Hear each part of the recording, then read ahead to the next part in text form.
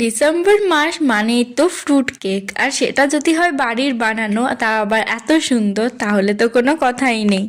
বাড়িতে যখন থেকে কেক বানানো মা শুরু করেছে, তারপর থেকে তো বাইরের কেনা কেক কেক প্রায় খাওয়াই হয় না।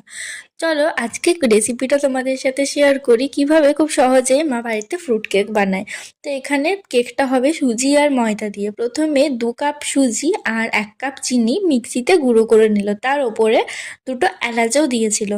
এই গুঁড়োটা হওয়ার পর এটার সাথে দুধ অ্যাড করে একটু সারাক্ষণ রেখে দিয়েছিল। এখানে প্রায় 2 কাপ মতো দুধ ইউজ করা হয়েছিল।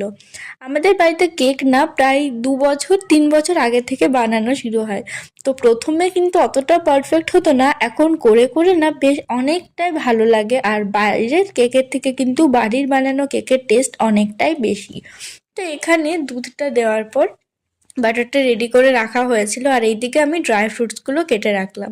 বাটিতে যেটা আছে সেটা কেকের মধ্যে যাবে, আর যেটা প্লেটে আছে সেটা কেকের ওপরে ডেকোরেশন হবে। আর বাটির যেটা মানে কেকের মধ্যে যাবে সেটা কিন্তু শুধু দেওয়া যায় না, ময়দার সাথে মাখিয়ে রেখেছিল, তাহলে পুরো কেকে ছড়িয়ে পড়ে। যদি ময়দা না দেওয়া হয় তাহলে কিন্তু তলে গিয়ে একটা জায়গাতে থেকে যায়। আর এখানে তারপর 1 কাপ ময়দা দিয়ে ভালো করে ব্যাটারটা রেডি করছিল। এটা এখন একটু নরম বা পাতলা দেখালেও অনেকক্ষণ ঘাটার পর কিন্তু একদম ঠিক হয়ে যায়। আর এর সাথে দিতে হয় রিফাইন্ড অয়েল। যদিও রিফাইন্ড অয়েল বা বাটার দুটোর মধ্যে যে কোনো একটা দিলেই চলে। তো এরপর কিন্তু বেশ অনেকক্ষণ ধরে এটাকে ঘেঁটে ঘেঁটে ঘেঁটে ঘেঁটে ঘন করতে হয়েছে।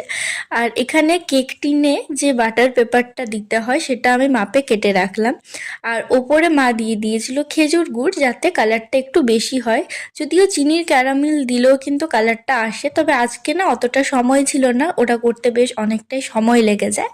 আর সবার লাস্টে যে ড্রাই ফ্রুটসগুলো রাখা ছিল সেটা অ্যাড করলো। আর এখানে এটা দেওয়া হচ্ছে বেকিং পাউডার, তারপর বেকিং সোডা। বেকিং পাউডার আর বেকিং সোডাতেই কিন্তু কেকটা ফোলে, এটাতে কিন্তু কোনো রকমের এগ ইউজ করা নেই।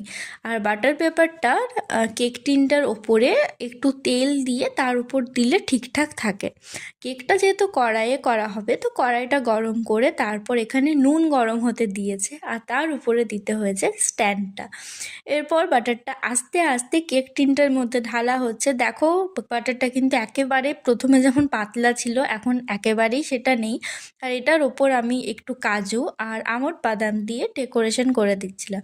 টুটি ফুটিটা দিইনি, কারণ এখন দিলে না পুরো কেকের ভেতরে ঢুকে যেত। তো আধ ঘন্টা পর টুটি ফুটিটা মা দিয়ে দিল। এটা করতে প্রায় 1 ঘন্টার মতো সময় লেগেছিল, 1 ঘন্টা 15 মিনিট ওরকম।